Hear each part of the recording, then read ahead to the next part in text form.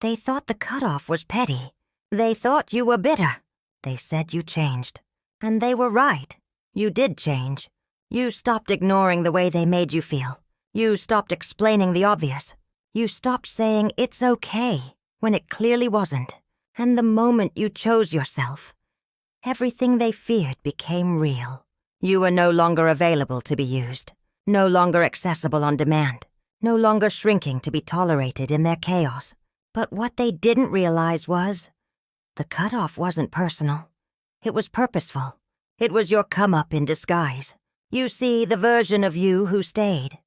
That version was exhausted, overthinking, waiting to be chosen. That version lost sleep, trying to prove your loyalty in rooms where you were barely respected. Cutting them off didn't mean you hated them. It meant you loved you. Finally. And maybe it still stings. Maybe there are days where you question if you did the right thing. But hear this. You didn't cut them off for drama. You cut them off for peace. Drop my peace is the come-up in the comments if that hit. This isn't revenge. This is realignment. You've learned to be okay without closure. You've grown strong in silence. You've discovered that some people only stayed because you made it too easy. Now you're not chasing, not convincing, not sitting in emotional limbo. You're grounded. You're elevating. You're clear. And those connections that faded?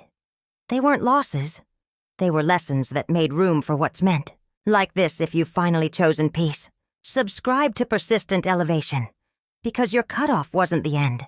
It was the beginning.